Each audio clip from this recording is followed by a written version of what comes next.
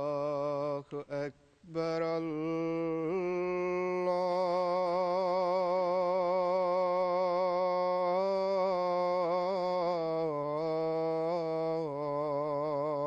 الله أكبر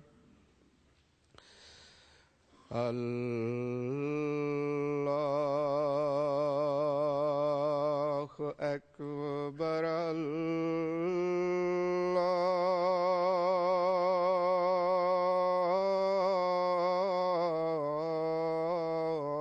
الله أكبر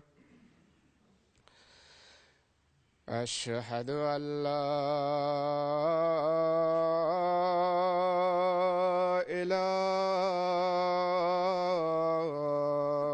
إله إلا الله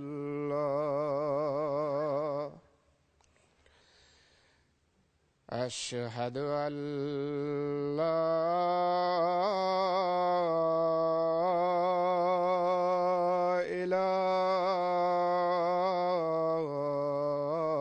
إله إلا الله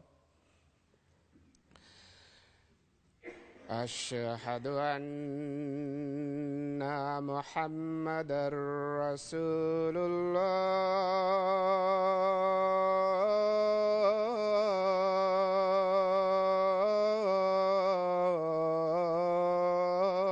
الله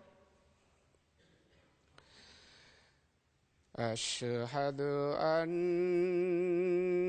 محمدًا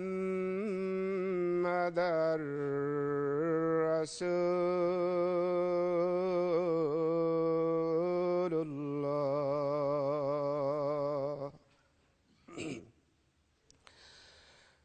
حي على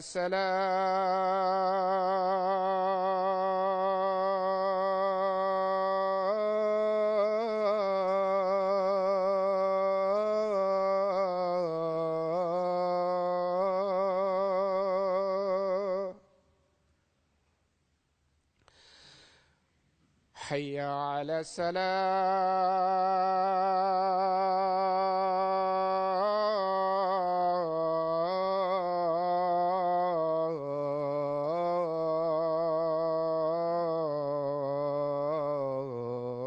السلام حي على الفلاح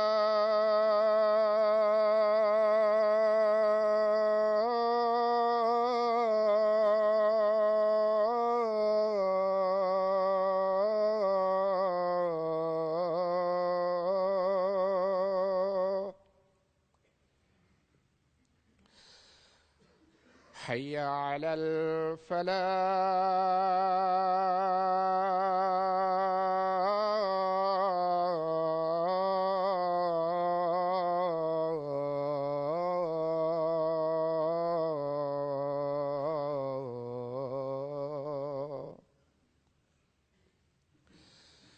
الله أكبر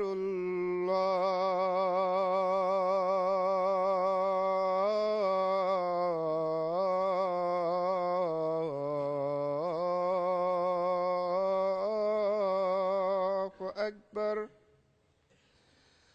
لا إله إلا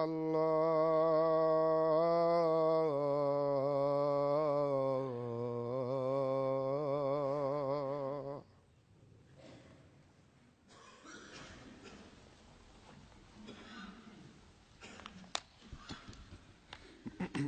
السلام عليكم ورحمة الله.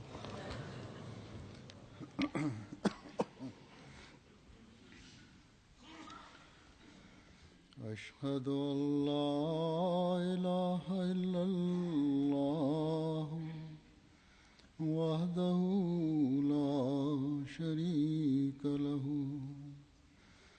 وأشهد أن محمدًا عبده ورسوله. أما بعد فأعوذ بالله من الشيطان الرجيم. بسم الله الرحمن الرحيم الحمد لله رب العالمين الرحمن الرحيم مالك يوم الدين إياك نعبد وإياك نستعين اهدنا الصراط المستقيم صراط الذين أنعمت عليهم غير المغضوب عليهم ولا الضالين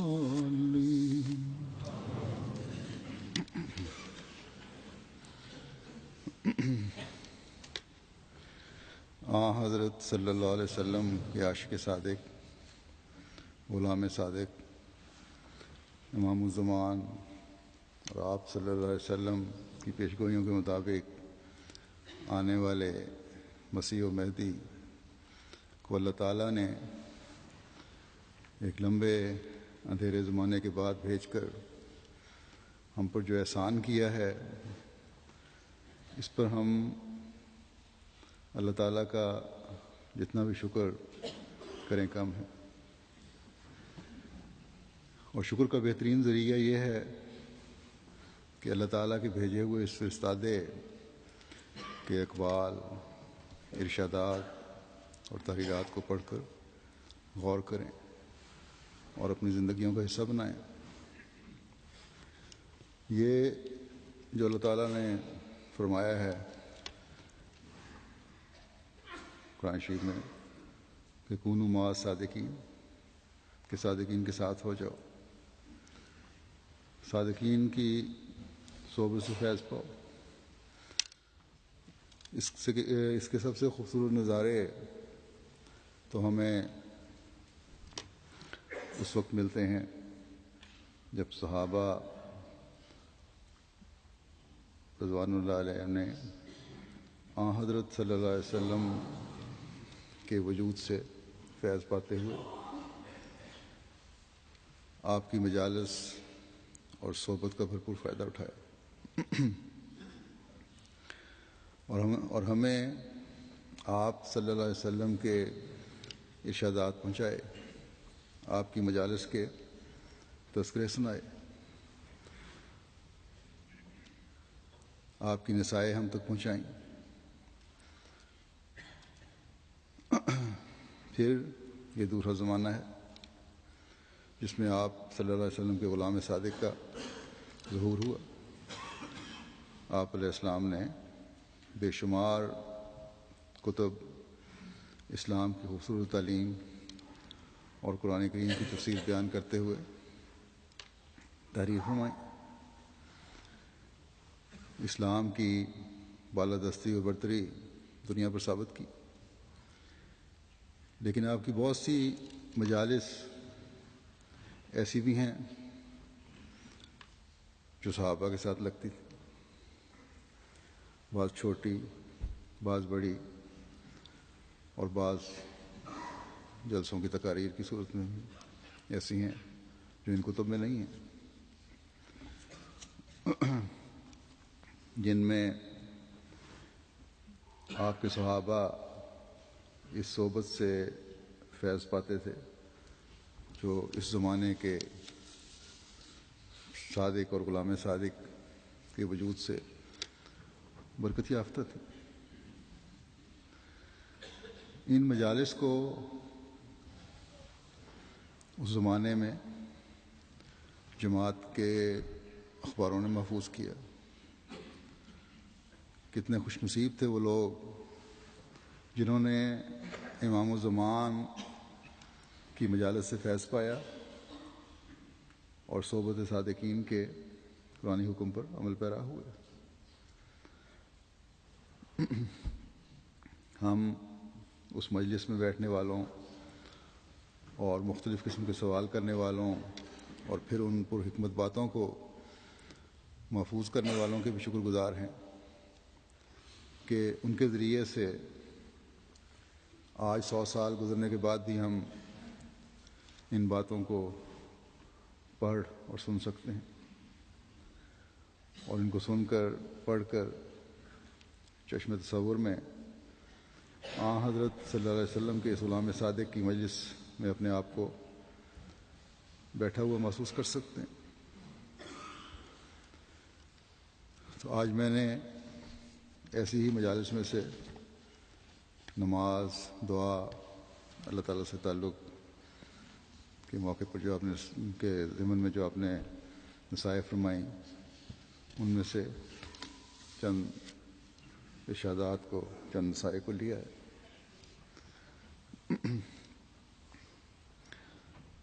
اپنی 1907 کے جلسے کی ایک تقریر میں، جو ایک لمبی تقریر ہے، ایک جگہ فرماتے ہیں دعا کی طرف توجہ دلاتے ہوئے کہ یاد رکھو کہ یہ جو خدا تعالیٰ نے قرآن مجید کی ابتدا میں دعا سے ہی، قرآن مجید کی ابتدا بھی دعا سے ہی کی ہے اور پھر اس کو ختم بھی دعا ہی پر کیا ہے، تو اس کا یہ مطلب ہے کہ انسان ایسا کمزور ہے کہ خدا کے فضل کے بغیر پاک ہو ہی نہیں سکتا،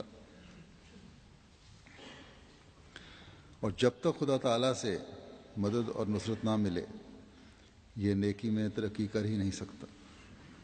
ایک حدیث میں آیا ہے کہ سب مردے ہیں مگر جس کو خدا زندہ کرے، اور سب گمراہ ہیں مگر جس کو خدا ہدایت دے، اور سب اندھے ہیں مگر جس کو خدا بینا کرے۔ غرض یہ سچی بات ہے کہ جب تک خدا کا فیض حاصل نہیں ہوتا تب تک دنیا کی محبت کا طوق گلے کا ہار رہتا ہے۔ یہ جو پھندا دنیا کی محبت کا پڑا ہوا ہے یہ گلے میں پڑا رہتا ہے۔ وہی اس سے خلاصی پاتے ہیں جن پر خدا اپنا فضل کرتا ہے، مگر یاد رکھنا چاہیے کہ خدا کا فیض بھی دعا سے شروع ہوتا ہے۔ فضل حاصل کرنا ہے، اس کے لیے بھی دعا مانگو۔ پھر نماز میں وساوس کو دور کرنے پر زور دیتے ہوئے فرمایا کہ یہ دعا کیا ہے کہ منہ سے تو اہدنا الصراط المستقیم کہتے رہے اور دل میں خیال رہا کہ فلاں سودا اس طرح کرنا ہے، فلاں چیز رہ گئی ہے، یہ کام یوں چاہیے تھا، اگر اس طرح ہو جائے تو پھر یوں کریں گے۔ یہ تو صرف عمر کا ضائع کرنا ہے۔ جب تک انسان کتاب اللہ کو مقدم نہیں کرتا اور اسی کے مطابق عمل درآمد نہیں کرتا تب تک اس کی نمازیں محض وقت کا ضائع کرنا ہے۔ اس کے لیے پھر وہی آپ نے بتایا کہ دعا کرو۔ ایک واقعہ آتا ہے کہ ایک بزرگ تھے، کسی مسجد میں گئے، وہاں کا جو امام الصلاۃ تھا وہ نماز پڑھاتے ہوئے اپنے کاروبار کے متعلق سوچ رہا تھا کہ میں یہ مال حضرت مسلم نے بیان کیا کہ امرتسر سے خریدوں گا، پھر دہلی لے کے جاؤں گا، وہاں سے اتنا منافع کماؤں گا، پھر اس کو کلکتے لے جاؤں گا، وہاں سے اتنا منافع ہوگا، پھر آگے چلوں گا۔ تو ایک بزرگ جو پیچھے نماز پڑھ رہے تھے انہوں نے نماز توڑ دی اور علیحدہ ہو کے نماز پڑھنے لگے۔ کشفی طور پہ ان کو اللہ تعالیٰ نے اس کے امام کے دل کی حالت بتا دی۔ بعد میں مقتدیوں نے شکایت کی، مولوی صاحب یہ نماز آپ کے پیچھے نہیں پڑھی، اس نے توڑ دی تھی۔ بڑے غصے میں انہوں نے پوچھا کہ بتاؤ کیا وجہ ہے، کیوں نماز توڑی تم نے، اتنا گناہ ہے تمہیں یہ وہ۔ اس نے کہا مولوی صاحب میں کمزور بوڑھا آدمی ہوں، آپ نے سفر شروع کیا امرتسر سے اور کلکتے پہنچ گئے، ابھی آپ نے بخارا تک جانا تھا، میں اتنی دور آپ کے ساتھ نہیں جا سکتا۔ تو یہ بھی حال ہوتا ہے نماز پڑھانے والوں کو بھی بعض دفعہ۔ پھر 1906 کی ایک تقریر میں آپ فرماتے ہیں کہ نماز کیا ہے؟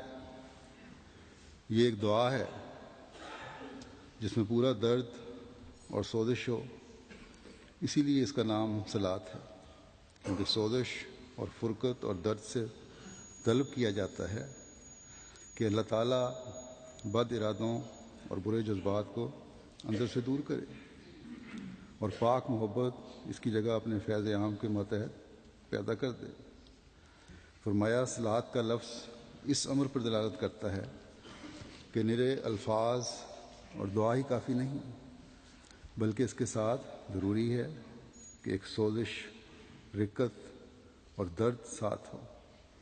خدا تعالیٰ کسی دعا کو نہیں سنتا جب تک دعا کرنے والا موت تک نہ پہنچ جاوے۔ دعا مانگنا ایک مشکل امر ہے اور لوگ اس کی حقیقت سے محض ناواقف ہیں۔ بہت سے لوگ مجھے خط لکھتے ہیں کہ ہم نے فلاں وقت فلاں امر کے لیے دعا کی تھی مگر اس کا اثر نہ ہوا، اور اس طرح پر وہ خدا تعالیٰ سے بدظنی کرتے ہیں اور مایوس ہو کر ہلاک ہو جاتے ہیں۔ وہ نہیں جانتے کہ جب تک دعا کے لوازم ساتھ نہ ہوں وہ دعا کوئی فائدہ نہیں پہنچا سکتی۔ دعا کے لوازم میں سے یہ ہے کہ دل پگھل جاوے اور روح پانی کی طرح حضرت احدیت کے آستانے پر گرے، اور ایک کرب اور اضطراب اس میں پیدا ہو، اور ساتھ ہی انسان بے صبر اور جلد باز نہ ہو بلکہ صبر اور استقامت کے ساتھ دعا میں لگا رہے، پھر توقع کی جاتی ہے کہ وہ دعا قبول ہوگی۔ فرمایا نماز بڑی اعلیٰ درجے کی دعا ہے، مگر افسوس لوگ اس کی قدر نہیں جانتے اور اس کی حقیقت صرف اتنی ہی سمجھتے ہیں کہ رسمی طور پر قیام، رکوع، سجود کر لیا اور چند فقرے طوطے کی طرح رٹ لیے، خواہ اسے سمجھیں یا نہ سمجھیں۔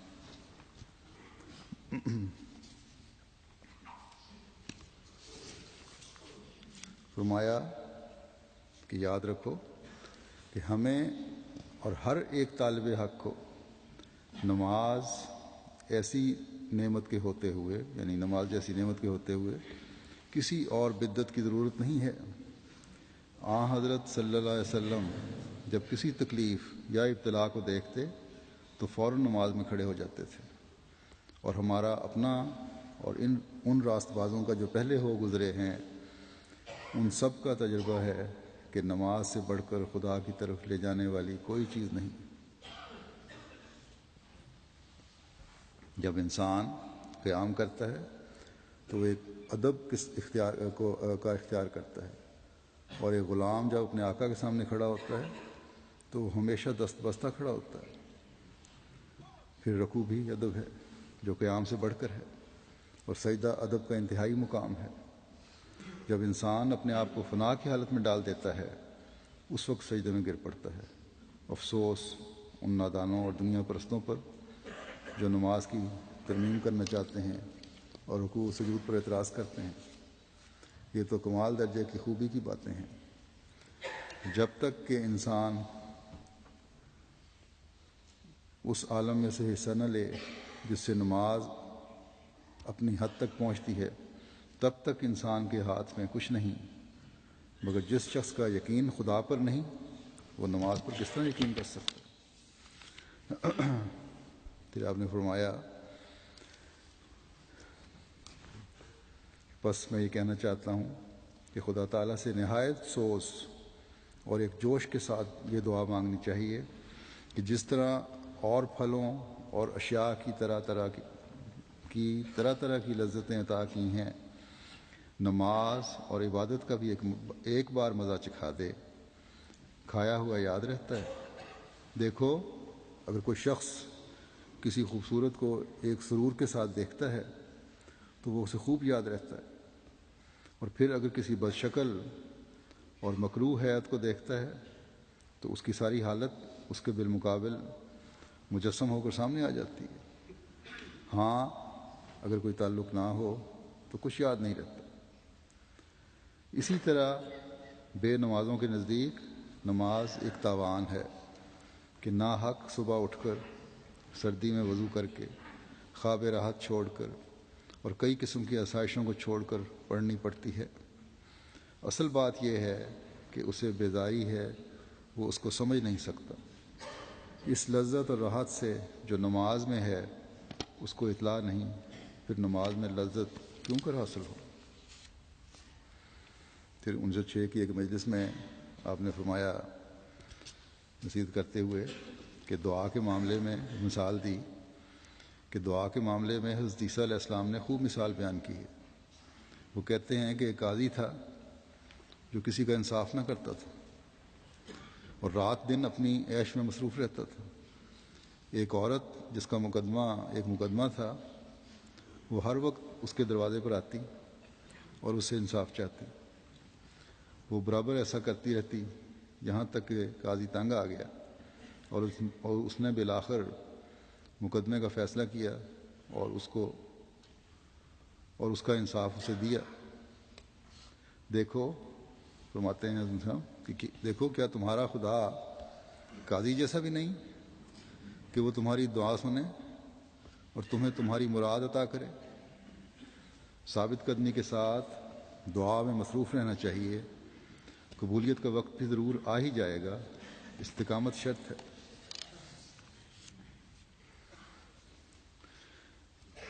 پھر ایک جگہ فرمایا آپ نے مجلس میں کہ دیکھو، نماز کو رسم اور عادت کے رنگ میں پڑھنا مفید نہیں، بلکہ ایسے نمازیوں پر تو خود خدا تعالیٰ نے لعنت اور ویل بھیجا ہے، چہ جائے کہ ان کی نماز کو قبولیت کا شرف حاصل ہو۔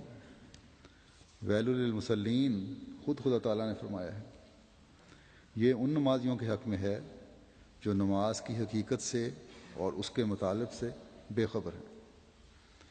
صحابہ رضوان اللہ علیہم تو خود عربی زبان رکھتے تھے اور اس کی حقیقت کو خوب سمجھتے تھے، مگر ہمارے واسطے یہ ضروری ہے کہ اس کے معنی سمجھیں اور اپنی نماز میں اس طرح حلاوت پیدا کریں، مگر ان لوگوں نے تو ایسا سمجھ لیا ہے جیسے کہ دوسرا نبی آ گیا ہے اور اس نے گویا نماز کو منسوخ ہی کر دیا۔ یعنی بجائے اس کے کہ نماز کو سمجھیں، نماز کو اس طرح بنا لیا ہے اور صرف رسمی چیزیں رہ گئی ہیں، جیسا کہ حکم بھی نئے آ گئے ہیں اور کسی نئے نبی نے حکم دے دیے ہیں۔ فرمایا دیکھو، خدا تعالیٰ کا اس میں فائدہ نہیں بلکہ خود انسان ہی کا اس میں بھلا ہے کہ اس کو خدا تعالیٰ کی حضوری کا موقع دیا جاتا ہے اور عرض معروض کرنے کی عزت عطا کی جاتی ہے، جس سے بہت سی مشکلات سے نجات پا سکتا ہے۔ میں حیران ہوں کہ وہ لوگ کیوں کر زندگی بسر کرتے ہیں جن کا دن بھی گزر جاتا ہے، رات بھی گزر جاتی ہے، مگر وہ نہیں جانتے کہ ان کا کوئی خدا بھی ہے۔ یاد رکھو، ایسا انسان آج بھی ہلاک ہوا اور کل بھی۔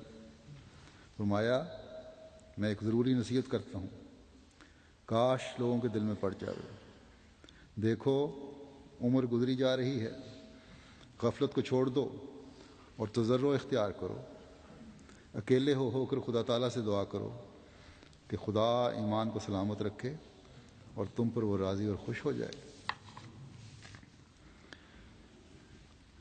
1907 کی مارچ میں ایک مجلس میں بیٹھے تھے، تشریف فرما تھے، تو وہاں ذکر ہوا دو احباب کی آپس کی ناراضگی کا کہ ان میں ناراضگی ہو گئی ہے۔ آپ نے مختلف نصائح اس مجلس میں فرمائیں اس بارے میں بھی، اور پھر یہ بھی فرمایا کہ جب تک سینہ صاف نہ ہو دعا قبول نہیں ہوتی۔ اگر کسی دنیاوی معاملے میں ایک شخص کے ساتھ بھی تیرے سینے میں بغض ہے تو تیری دعا قبول نہیں ہو سکتی۔ فرمایا ہے یہ جو آپس میں لڑائیاں اور رنجشیں اور جھوٹی اناؤں کی وجہ سے ایک دوسرے سے ناراضگیاں ہیں، ان کو چھوڑ دو اور بغض اور کینے نکال دو دلوں کے، کیونکہ اگر یہ سینے میں بغض اور کینے ہیں تو فرمایا تیری دعا قبول نہیں ہو سکتی۔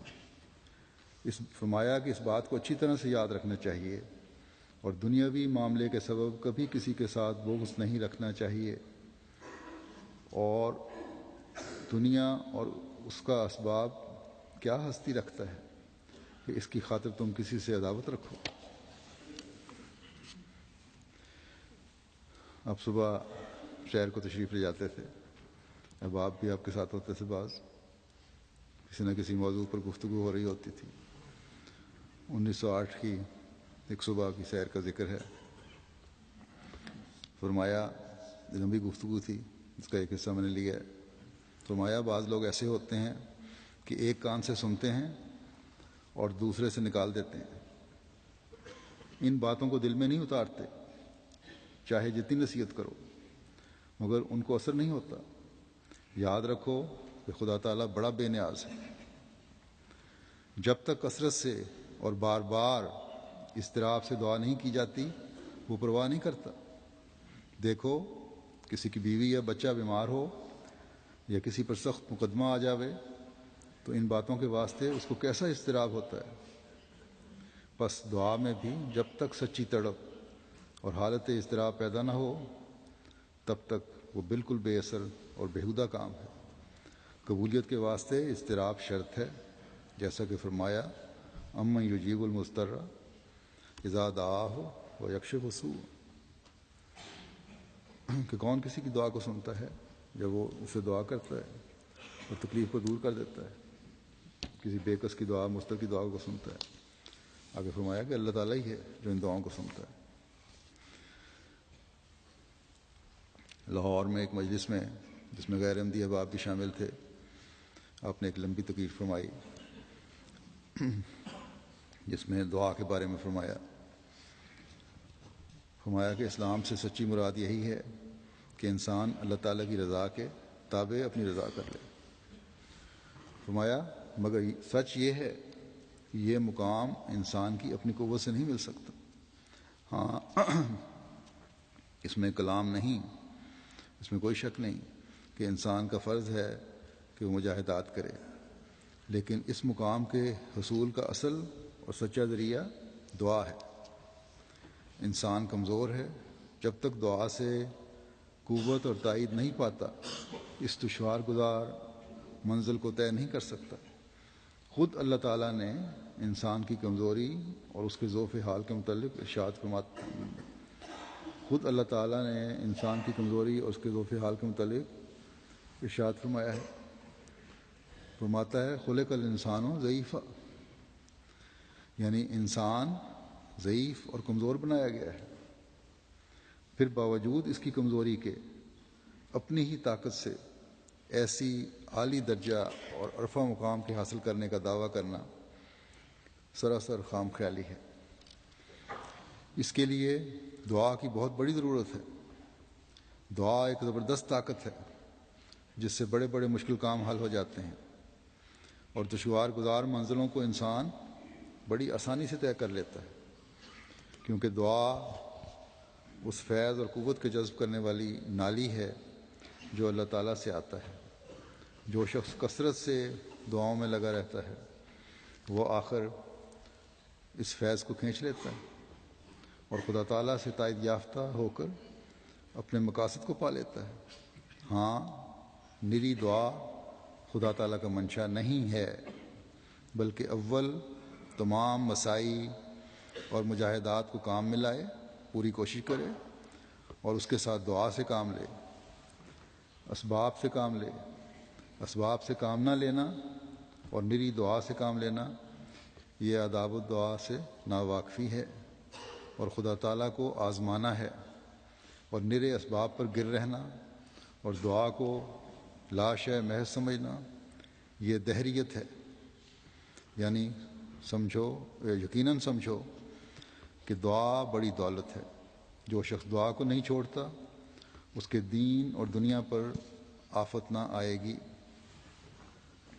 وہ ایک ایسے قلعے میں محفوظ ہے جس کے ارد گرد مسلح سپاہی ہر وقت حفاظت کرتے ہیں، لیکن جو دعاؤں سے لاپرواہ ہے وہ اس شخص کی طرح ہے جو خود بے ہتھیار ہے اور اس پر کمزوری بھی ہے، اور پھر ایسے جنگل میں ہے جو درندوں اور موذی جانوروں سے بھرا ہوا ہے۔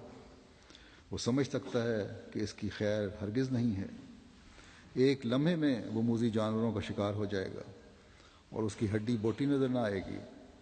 اس لیے یاد رکھو کہ انسان کی بڑی سعادت اور اس کی حفاظت کا اصل ذریعہ ہی یہی دعا ہے۔ یہی دعا اس کے لیے پناہ ہے اگر وہ ہر وقت اس میں لگا رہے۔ پھر ایک مجلس میں جو لاہور میں ہی تھی، آپ نے فرمایا کہ درستی اخلاق کے بعد دوسری بات یہ ہے کہ دعا کے ذریعے سے خدا تعالیٰ کی پاک محبت حاصل کی جاوے۔ اپنے اخلاق درست کرو، اس کے بعد دعا کے ذریعے اللہ تعالیٰ کی پاک محبت حاصل کرنے کی کوشش کرو۔ ہر ایک قسم کے گناہ اور بدی سے دور رہے اور ایسی حالت میسر ہو کہ جس قدر اندرونی آلودگیاں ہیں ان سب سے الگ ہو کر ایک مصفہ قطرہ کی طرح بن جاوے۔ جب تک یہ حالت میسر نہ ہوگی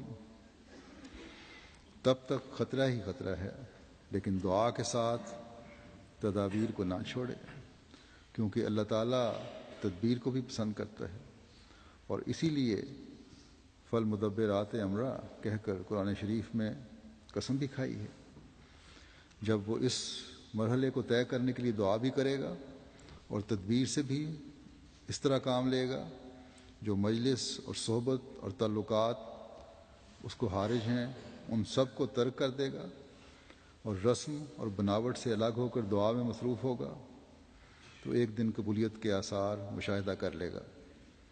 یہ لوگوں کی غلطی ہے کہ وہ کچھ عرصہ دعا کر کے پھر رہ جاتے ہیں اور شکایت کرتے ہیں کہ ہم نے اس قدر دعا کی مگر قبول نہ ہوئی، حالانکہ دعا کا حق تو ان سے ادا ہی نہیں ہوا۔ تو قبول کیسے ہو؟ اگر ایک شخص کو بھوک لگی ہو یا سخت پیاس ہو اور وہ صرف ایک دانہ یا ایک قطرہ لے کر شکایت کرے کہ مجھے سحری حاصل نہیں ہوئی، تو کیا اس کی شکایت بجا ہوگی؟ ہرگز نہیں۔ جب تک وہ پوری مقدار کھانے اور پینے کی نہ لے گا تب تک کچھ فائدہ نہ ہوگا۔ یہی حال دعا کا ہے۔ اگر انسان لگ کر اسے کرے اور پورے آداب سے بجا لاوے، وقت بھی میسر آوے، تو امید ہے کہ ایک دن اپنی مراد کو پا لے۔ لیکن راستے میں ہی چھوڑ دینے سے سدھا انسان مر گئے، گمراہ ہو گئے، اور سدھا ابھی آئندہ مرنے کو تیار ہیں۔ اگر راستے میں چھوڑ دو گے تو گمراہ ہونے کو تیار ہیں۔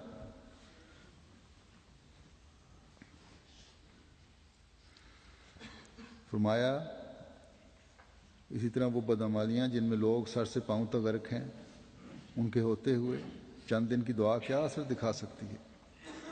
پھر عجب، خود بینی، تکبر اور ریا وغیرہ ایسے امراض لگے ہوئے ہوتے ہیں جو عمل کو ضائع کر دیتے ہیں۔ نیک عمل کی مثال ایک پرند کی طرح ہے، اگر صدق اور اخلاص کے قفس میں اسے قید رکھو گے تو وہ رہے گا، ورنہ پرواز کر جائے گا، اور یہ بجز خدا تعالیٰ کے فضل کے حاصل نہیں ہو سکتا۔ اللہ تعالیٰ فرماتا ہے وَمَنْ كَانَ يَرْجُو لِقَاءَ رَبِّهِ فَلْيَعْمَلْ عَمَلًا صَالِحًا وَلَا يُشْرِكْ بِعِبَادَةِ رَبِّهِ أَحَدًا۔ عمل صالح سے یہاں یہ مراد ہے کہ اس میں کسی قسم کی بدی کی آمیزش نہ ہو، صلاحیت ہی صلاحیت ہو، نہ عجب ہو، نہ کبر ہو، نہ نخوت ہو، نہ تکبر ہو، نہ نفسانی اغراض کا حصہ ہو، نہ روح بخلق ہو، یعنی لوگوں کی طرف توجہ رہے کہ ان سے امیدیں رکھیں ہوں، حتیٰ کہ دوزخ اور بہشت کی خواہش بھی نہ ہو۔ صرف خدا تعالیٰ کی محبت سے وہ عمل صادر ہو۔ جب تک دوسری کسی قسم کی غرض کو دخل ہے تب تک ٹھوکر کھائے گا، اور اس کا نام شرک ہے، کیونکہ وہ دوستی اور محبت کس کام کی جس کی بنیاد صرف ایک پیالہ چائے یا دوسری خالی محبوبات تک ہی ہے۔ ایسا انسان جس دن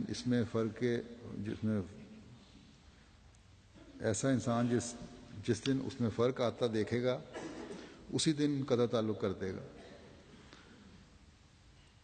جو لوگ خدا تعالیٰ سے اس لیے تعلق باندھتے ہیں کہ ہمیں مال ملے یا اولاد حاصل ہو یا ہم فلاں فلاں امور میں کامیاب ہو جائیں، ان کے تعلقات عارضی ہوتے ہیں اور ایمان بھی خطرے میں ہے۔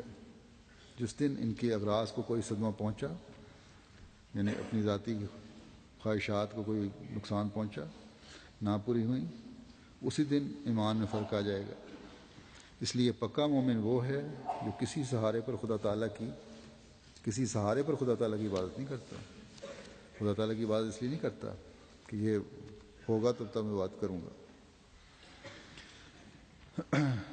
پھر 1904 کے اگست میں لاہور کی ایک مجلس ہے، یہاں فرماتے ہیں کہ بہت ہیں کہ زبان سے تو خدا تعالیٰ کا اقرار کرتے ہیں، لیکن اگر ٹٹول کر دیکھو تو معلوم ہوگا کہ ان کے اندر دہریت ہے، کیونکہ دنیا کے کاموں میں جب مصروف ہوتے ہیں تو خدا تعالیٰ کے قہر اور اس کی عظمت کو بالکل بھول جاتے ہیں۔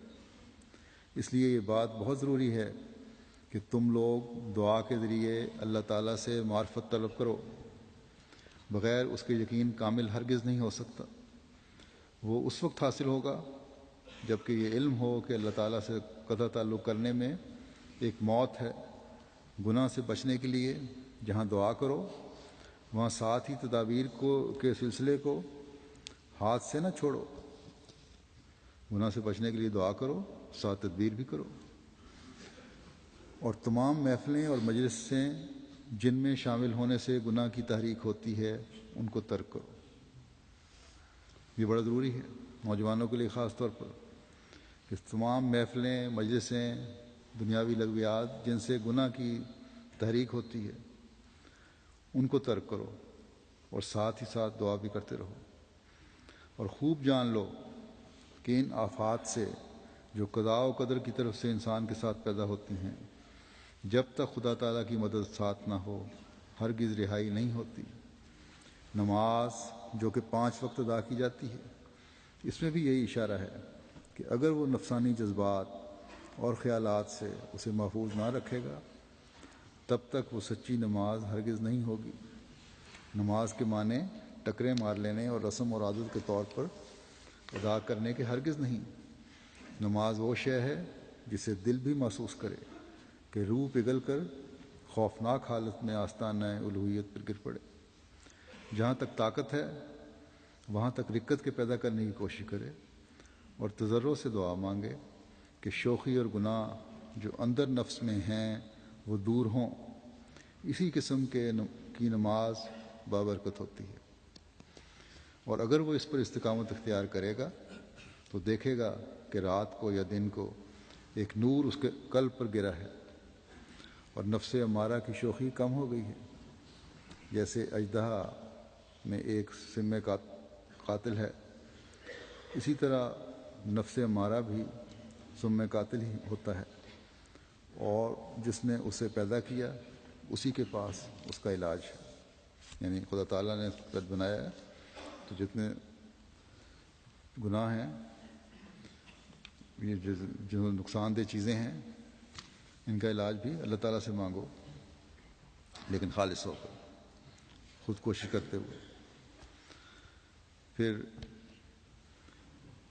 1904 میں ایک مجلس میں جہاں نئے بیعت کرنے والے شامل تھے، آپ نے نصیحت کرتے ہوئے فرمایا کہ دعا کے لیے انسان کو اپنے خیال اور دل کو ٹٹولنا چاہیے کہ آیا اس کا میلان دنیا کی طرف ہے یا دین کی طرف، یعنی کثرت سے وہ دعائیں دنیاوی آسائش کے لیے ہیں یا دین کی خدمت کے لیے۔ یہ بڑی نوٹ کرنے والی چیز ہے۔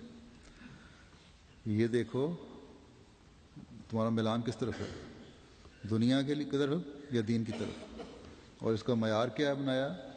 فرمایا کہ یہ دیکھو جو تم دعائیں کرتے ہو ان میں زیادہ تر دعائیں تمہاری دنیاوی آسائشوں کے لیے ہیں، دنیاوی ضروریات کے لیے ہیں، یا دین کے لیے ہیں، یا دین کی خدمت کے لیے۔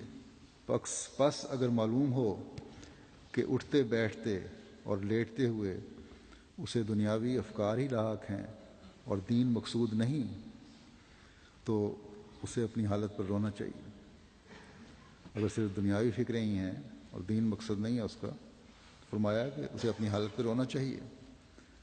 بہت دفعہ دیکھا گیا ہے کہ لوگ کمر باندھ کر حصول دنیا کے لیے مجاہدے اور ریاستیں کرتے ہیں، دعائیں بھی مانگتے ہیں، نتیجہ یہ ہوتا ہے کہ طرح طرح کے امراض لاحق ہو جاتے ہیں، بعض مجنون ہو جاتے ہیں، لیکن سب کچھ دین کے لیے ہو تو خدا تعالیٰ ان کو کبھی ضائع نہ کرے۔ قول اور عمل کی مثال دانے کی ہے، اگر کسی کو ایک دانہ دیا جاوے اور وہ اسے لے جا کر چھوڑے اور استعمال نہ کرے تو آخر اسے پڑے پڑے گھن لگ جائے گا۔ ایسے ہی اگر قول ہو اور اس پر عمل نہ ہو تو آہستہ آہستہ وہ قول بھی نہ رہے گا۔ اس لیے اعمال کی طرف سبقت کرنی چاہیے، یعنی اعمال کی طرف پڑھنے کی کوشش کرو۔ ایک دانے کو اگاؤ گے تو اس میں سے پودا پھوٹ پڑے گا، رکھ دو گے تو گھن لگ جائے گا۔ پھر جنوری 1960 کی ایک مجلس میں گفتگو فرماتے ہوئے آپ نے فرمایا کہ حقیقی دعا کیا چیز ہے؟ فرمایا کہ دعا دو قسم کی ہے، ایک تو معمولی طور سے، دوم وہ جب انسان اسے انتہا تک پہنچا دیتا ہے، بس یہی دعا حقیقی معنوں میں دعا کہلاتی ہے۔ انسان کو چاہیے کہ کسی مشکل پڑنے کے بغیر بھی دعا کرتا رہے۔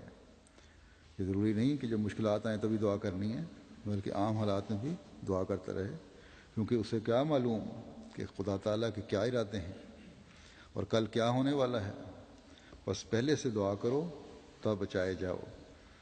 بعض وقت بلا اس طور پر آتی ہے کہ انسان دعا کی مہلت ہی نہیں پاتا، بس پہلے اگر دعا کر رکھی ہو تو اس آڑے وقت میں کام آتی ہے۔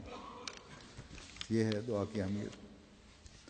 پھر اپنی ایک تقریر کے دوران آپ نے فرمایا کہ انسان کی ظاہری بناوٹ، اس کے 2 ہاتھ 2 پاؤں کی ساخت ایک دوسرے کی امداد کا رہنما ہے۔ جب یہ نظارہ خود انسان میں موجود ہے پھر کس قدر حیرت اور تعجب کی بات ہے کہ وہ تعاون علی البر والتقویٰ کے معنی سمجھنے میں مشکلات کو دیکھے۔ یعنی انسانی جسم پہ ہاتھ ہیں، پاؤں ہیں، یہ جو انسانی بناوٹ ہے جسم کی، ہر جسم کا عضو جو ہے ایک دوسرے کی مدد کرنے کے لیے ہے۔ تو فرمایا اسی طرح تعاون علی البر والتقویٰ کے معنی سمجھنے مشکلات کو دیکھیں۔ ہاں یہ میں کہتا ہوں کہ تلاشی اسباب بھی بدریہ دعا کرو، یعنی جو دنیاوی سامان ہے اس کی تلاش کرنی ہے تو بھی دعا کے ذریعے کرو۔ امداد باہمی میں نہیں سمجھتا کہ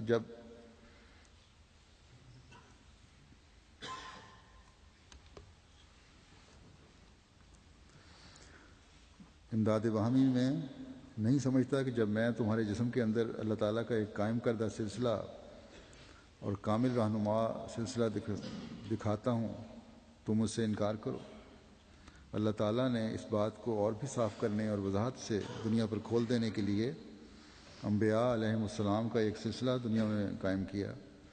اللہ تعالیٰ اس بات پر قادر تھا اور قادر ہے کہ اگر وہ چاہے تو کسی قسم کی امداد کی ضرورت ان رسولوں کو باقی نہ رہنے دے، مگر پھر بھی ایک وقت ان پر آتا ہے کہ وہ من انصاری اللہ کہنے پر مجبور ہوتے ہیں۔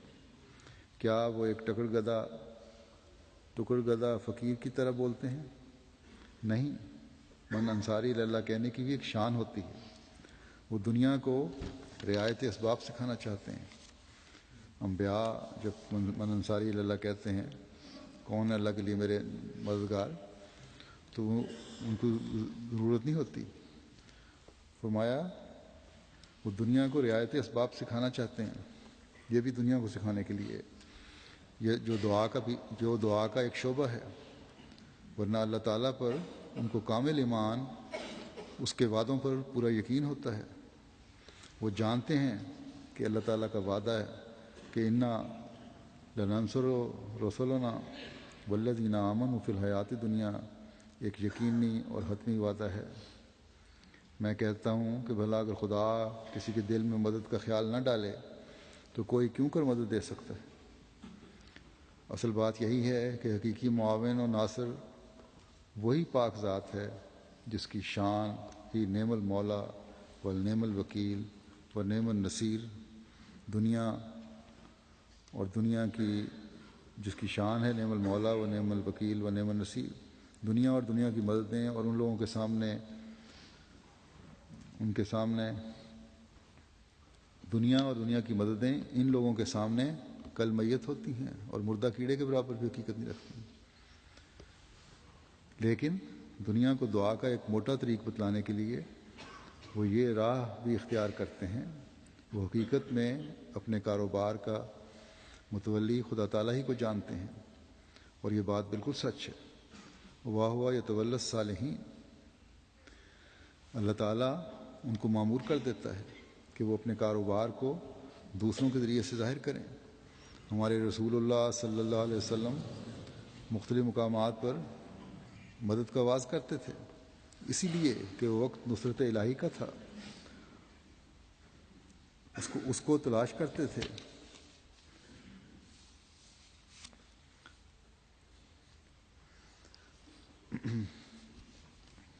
پھر آپ فرماتے ہیں دعا کی مثال ایک چشمہ شیری کی طرح ہے جس میں مومن بیٹھا ہوا ہے، وہ جب چاہے اس چشمہ سے اپنے آپ کو سیراب کر سکتا ہے۔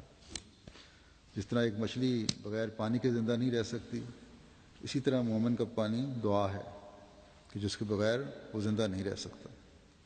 اس دعا کا ٹھیک محل نماز ہے، جس میں وہ راحت اور سرور مومن کو ملتا ہے کہ جس کے مقابل ایک عیاش کا کامل درجے کا سرور جو اسے کسی بدماشی میں میسر آ سکتا ہے ہیچ ہے۔ بڑی بات جو دعا میں حاصل ہوتی ہے وہ قرب الہی ہے۔ دعا کے ذریعے ہی انسان خدا تعالیٰ کے نزدیک ہو جاتا اور اسے اپنی طرف کھینچتا ہے۔ جب مومن کی دعا میں پورا اخلاص اور انقطاع پیدا ہو جاتا ہے تو خدا تعالیٰ کو بھی اس پر رحم آ جاتا ہے اور خدا تعالیٰ اس کا متولی ہو جاتا ہے۔ اگر انسان اپنی زندگی پر غور کرے تو الہی تولی کے بغیر انسانی زندگی قطعاً تلخ ہو جاتی ہے۔ دیکھ لیجئے، جب انسان حد بلوغت کو پہنچتا ہے اور اپنے نفع نقصان کو سمجھنے لگتا ہے تو نامرادیوں اور ناکامیابیوں اور قسم قسم کے مصائب کا ایک لمبا سلسلہ شروع ہو جاتا ہے، اور وہ ان سے بچنے کے لیے طرح طرح کی کوششیں کرتا ہے، دولت کے ذریعے، تعلق کے حکام کے ذریعے، قسم قسم کے ہیلا و فریب کے ذریعے۔ جب مصائب دنیا میں آتے ہیں شروع ہو جائے تو بچنے کے لیے کیا کرتا ہے وہ؟ اگر اس کے پاس دولت ہے، پیسہ ہے تو اس کو استعمال کرتا ہے اس سے بچنے کے لیے۔ اگر اس کے بڑے افسران سے تعلقات ہیں تو ان تعلقات کو استعمال کرتا ہے، یا مختلف قسم کے ہیلے اور فریب دھوکے کے ذریعے سے کسی نہ کسی طریقے سے وہ بچاؤ کی راہ نکالتا ہے، لیکن مشکل ہے کہ وہ اس میں کامیاب ہو۔ بعض وقت اس کی تلخ کامیوں کا انجام خودکشی ہو جاتی ہے۔ اب اگر ان دنیا داروں کے غموم و ہموم اور تکالیف کا مقابلہ اہل اللہ یا انبیاء کے مصائب کے ساتھ کیا جاوے تو انبیاء علیہم السلام کے مصائب کے مقابل اول و ذکر جماعت کے مصائب بالکل ہیچ ہیں، لیکن یہ مصائب و شدائد اس پاک گروہ کو رنجیدہ یا محزون نہیں کر سکتے۔ انبیاء اور اولیاء کو جو مشکلات آتی ہیں رنجیدہ نہیں کرتی، افسردہ نہیں کرتی، ان کی خوشحالی اور سرور میں فرق نہیں آتا، کیونکہ وہ اپنی دعاؤں کے ذریعے خدا تعالیٰ کی تولی میں پھر رہے ہیں۔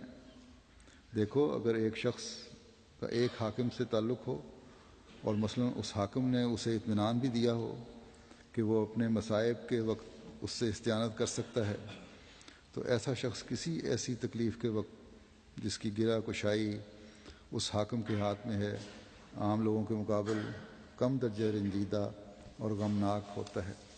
تو پھر وہ مومن جس کا اس قسم کا بلکہ اس سے بھی زیادہ مضبوط تعلق حاکم الحاکمین سے ہو، وہ کب مصائب و شدائد کے وقت گھبراوے گا؟ انبیاء علیہم السلام پر جو مصیبتیں آتی ہیں، اگر ان کا عشر عشیر بھی ان کے غیر پر وارد ہو تو اس میں زندگی کی طاقت باقی نہ رہے۔ یہ لوگ جب دنیا میں بغرض اصلاح آتے ہیں تو ان کی کل دنیا دشمن ہو جاتی ہے، لاکھوں آدمی ان کے خون سے پیاسے ہو جاتے ہیں، خون کے پیاسے ہو جاتے ہیں، لیکن یہ خطرناک دشمن بھی ان کے اطمینان میں خلل انداز نہیں ہو سکتے۔ اگر ایک شخص کا ایک دشمن بھی ہو تو کسی لمحے بھی اس کے شر سے امن میں نہیں رہتا، چہ جائے کہ ملک کا ملک ان کا دشمن ہو، اور پھر یہ لوگ باامن زندگی بسر کریں۔ ان تمام تلخ کامیوں کو ٹھنڈے دل سے برداشت کر لیں۔ یہ برداشت ہی معجزہ و کرامت ہے۔ رسول اکرم صلی اللہ علیہ وسلم کی استقامت ان کے لاکھوں معجزوں سے بڑھ کر ایک معجزہ ہے۔ کل قوم کا ایک طرف ہونا، دولت، سلطنت، دنیاوی وجاہت، حسینہ جمیلہ بیویاں وغیرہ سب کچھ کے لالچ قوم کا اس شروط پر دینا کہ وہ اعلی کلمت اللہ لا الہ الا اللہ سے رک جائیں، لیکن ان سب کے مقابل جناب رسالت آپ کا فرمانا کہ میں اگر اپنے نفس سے کرتا تو یہ سب باتیں قبول کرتا، میں تو حکم خدا کے ماتحت یہ سب کچھ کر رہا ہوں، اور پھر دوسری طرف سب تکالیف کی برداشت کرنا، یہ ایک فوق طاقت معجزہ ہے۔ یہ سب طاقت اور برداشت اس دعا کے ذریعے حاصل ہوتی ہے جو مومن کو خدا تعالیٰ نے عطا کی ہے۔ ان لوگوں کی دردناک دعا بعض وقت قاتلوں کے صفاقانہ حملے کو توڑ دیتی ہے۔ حضرت عمر کا رضی اللہ عنہ کا حضرت صلی اللہ علیہ وسلم کے قتل کے لیے جانا آپ لوگوں نے سنا ہوگا۔ ابو جہل نے ایک قسم کا اشتہار قوم میں دے رکھا تھا کہ جو جناب رسالت میں آپ کو قتل کرے گا وہ بہت کچھ انعام و اکرام کو مستحق ہوگا۔ حضرت عمر نے مشرف و اسلام ہونے سے پہلے ابو جہل سے معاہدہ کیا اور قتل حضرت کے لیے آمادہ ہو گیا۔ اس کو کسی عمدہ وقت کی تلاش تھی۔ دریافت پر اسے معلوم ہوا کہ حضرت یعنی حضرت صلی اللہ علیہ وسلم نصف شب کے وقت خانہ کعبہ میں بغرض نماز آتے ہیں۔ یہ وقت عمدہ سمجھ کر حضرت عمر سر شام خانہ کعبہ میں جا چھپے۔ آدھی رات کے وقت جنگل میں سے لا الہ الا اللہ کی آواز آنا شروع ہوئی۔ حضرت عمر نے ارادہ کیا کہ جب حضرت صلی اللہ علیہ وسلم سجدے میں گریں تو اس وقت قتل کروں۔ حضرت صلی اللہ علیہ وسلم نے درد کے ساتھ مناجات شروع کی اور سجدے میں اس طرح حمد الہی کا ذکر کیا کہ حضرت عمر کا دل پسیج گیا۔ اس کی ساری جرت جاتی رہی اور اس کا قاتلانہ ہاتھ سست ہو گیا۔ نماز ختم کر کے جب حضرت صلی اللہ علیہ وسلم گھر کو چلے تو ان کے پیچھے حضرت عمر ہو گئے۔ حضرت صلی اللہ علیہ وسلم نے آہٹ پا کر دریافت کیا اور معلوم ہونے پر فرمایا کہ اے عمر، کیا تو میرا پیچھا نہ چھوڑے گا؟ حضرت عمر بد دعا کے ڈر سے بول اٹھے کہ حضرت، میں نے آپ کے قتل کا ارادہ چھوڑ دیا، میرے حق میں بد دعا نہ کیجیے گا۔ چنانچہ حضرت عمر فرمایا کرتے تھے کہ وہ پہلی رات تھی جب مجھ میں اسلام کی محبت پیدا ہوئی۔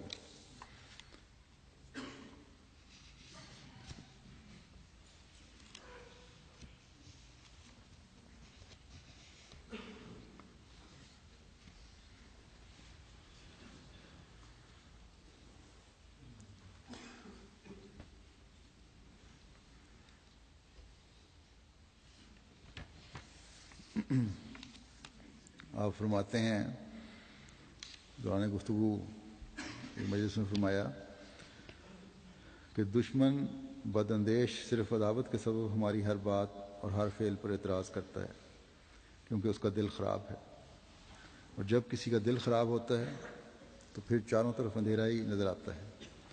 یہ نادان کہتے ہیں کہ وہ اپنی جگہ پر بیٹھے ہیں اور کچھ کام نہیں کرتے، مگر وہ خیال نہیں کرتے کہ مسیح موعود کے متعلق یعنی آپ کے متعلق فرمایا کہ اپنی جگہ پہ بیٹھے وہ کام نہیں کرتے، مگر وہ خیال نہیں کرتے کہ مسیح موعود کے متعلق کہیں یہ نہیں لکھا کہ وہ تلوار پکڑے گا، اور نہ یہ لکھا ہے کہ وہ جنگ کرے گا، بلکہ یہی لکھا ہے کہ مسیح کے دم سے کافر مریں گے۔ یعنی وہ اپنی دعا کے ذریعے سے تمام کام کرے گا۔ اگر میں جانتا کہ میرے باہر نکلنے سے اور شہروں میں پھرنے سے کچھ فائدہ ہو سکتا ہے تو میں ایک سیکنڈ بھی یہاں نہ بیٹھتا، مگر میں جانتا ہوں کہ پھرنے میں سوائے پاؤں گھسانے کے اور کوئی فائدہ نہیں ہے، اور یہ سب مقاصد جو ہم حاصل کرنا چاہتے ہیں صرف دعا کے ذریعے سے حاصل ہو سکیں گے۔ دعا میں بڑی قوتیں ہیں۔ فرمایا، کہتے ہیں کہ ایک دفعہ ایک بادشاہ ایک ملک پر چڑھائی کرنے کے واسطے نکلا۔ راستے میں ایک فقیر نے اس کے گھوڑے کی باگ پکڑ لی اور کہا کہ تم آگے مت بڑھو ورنہ میں تمہارے ساتھ لڑائی کروں گا۔ بادشاہ حیران ہوا اور اسے پوچھا کہ تو ایک بے سر و سامان فقیر ہے، تو کس طرح میرے ساتھ لڑائی کرے گا؟ فقیر نے جواب دیا کہ میں صبح کی دعاؤں کے ہتھیار سے تمہارے مقابلے میں جنگ کروں گا۔ بادشاہ نے کہا، میں اس کا مقابلہ نہیں کر سکتا۔ یہ کہہ کر وہ واپس چلا گیا۔ غرض دعا میں خدا تعالیٰ نے بڑی قوتیں رکھی ہیں۔ خدا تعالیٰ نے مجھے بار بار بدریہ الہامات کے یہی فرمایا ہے کہ جو کچھ ہوگا دعا ہی کے ذریعے سے ہوگا۔ ہمارا ہتھیار تو دعا ہی ہے اور اس کے سوائے اور کوئی ہتھیار میرے پاس نہیں۔ جو کچھ ہم پوشیدہ مانگتے ہیں خدا تعالیٰ اس کو ظاہر کر کے دکھا دیتا ہے۔ گزشتہ انبیاء کے زمانے میں بعض مخالفین کو نبیوں کے ذریعے سے بھی سزا دی جاتی تھی، مگر خدا جانتا ہے کہ ہم ضعیف اور کمزور ہیں، اس واسطے اس نے ہمارا سب کام اپنے ہاتھ میں لے لیا ہے۔ اسلام کے واسطے اب یہی ایک راہ ہے جس کو خشک ملا اور خشک فلسفی نہیں سمجھ سکتا۔ اگر ہمارے واسطے لڑائی کی راہ کھلی ہوتی تو اس کے لیے تمام سامان بھی مہیا ہو جاتے۔ جب ہماری دعائیں ایک نقطہ پر پہنچ جائیں گی تو جھوٹے خود بخود تباہ ہو جائیں گے۔ نادان دشمن جو سیاہ دل ہے وہ کہتا ہے کہ ان کو سوائے سونے اور کھانے کا اور کچھ کام ہی نہیں ہے، مگر ہمارے نزدیک دعا سے بڑھ کر اور کوئی تیز ہتھیار ہی نہیں۔ سعید وہ ہے جو اس بات کو سمجھے کہ خدا تعالیٰ نے اب دین کو کس راہ سے ترقی اللہ تعالیٰ اب دین کو کس راہ سے ترقی دینا چاہتا ہے۔ بس یہ دعا کے مضمون کے چند نمونے ہیں جو میں نے آج آپ کے سامنے پیش کیے ہیں۔ اللہ تعالیٰ ہمیں بھی دعاؤں کے مضمون کو سمجھنے اور اپنی زندگیوں میں لاگو کرنے کی توفیق عطا فرمائے۔ ہمیشہ ہمارے پیش نظر خدا تعالیٰ کی ذات ہو، اس کی رضا کا حصول ہو، ہر آسائش میں بھی اور ہر مشکل میں بھی ہم اللہ تعالیٰ کے حضور جھکنے اور اس سے دعائیں مانگنے کی اہمیت کو سمجھنے والے ہوں۔ ہم اس روح کو سمجھنے والے ہوں کہ حضرت مسیح علیہ الصلوۃ والسلام کے ساتھ رشتہ بیعت جوڑ کر ہم پر کیا ذمہ داریاں عائد ہوتی ہیں، اور یہ بہت بڑی ذمہ داری عائد ہوتی ہے کہ اب ہمارا ہر قول اور فعل اللہ تعالیٰ کی رضا کے حصول کے لیے ہونا چاہیے۔ اللہ تعالیٰ ہمیں اس کی توفیق عطا فرمائے۔ ہم دین کو دنیا پر مقدم کرنے والے ہوں اور اس کے لیے دعائیں کرنے والے ہوں۔ ان دنوں میں جو مخالفین احمدیت کی طرف سے حملے شدت اختیار کر رہے ہیں، جماعت کی حفاظت کے لیے بھی بہت دعائیں کریں۔ اللہ تعالیٰ دشمن کا ہر شر اس پر الٹائے اور جماعت کی ہر آن حفاظت فرمائے۔ اللہم انا نجعلک فی نحورہم ونعوذ بک من شرورہم۔ اے اللہ، ہم ان مخالفین کے مقابلے میں تجھے لاتے ہیں اور ان کے شر سے تیری پناہ میں آتے ہیں۔ رب انی مظلوم فانتصر۔ اے میرے رب، مجھ پر ظلم کیا گیا ہے، تو ہی انتقام لے۔ رب کل شیء خادموں کا، رب فاحفظنی وانصرنی وارحمنی۔ اے میرے رب، ہر چیز تیری خادم ہے، بس مجھے حفاظت میں رکھ، میری مدد فرما اور میری حفاظت فرما اور مجھ پر رحم فرما۔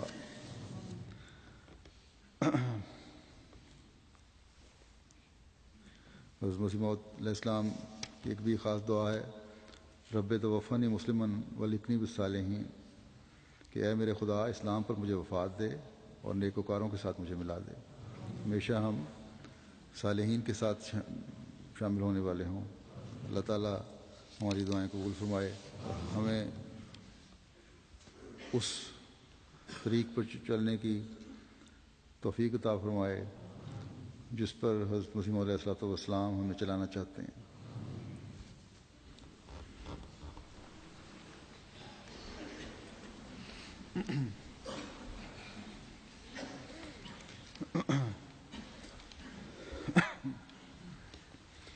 الحمد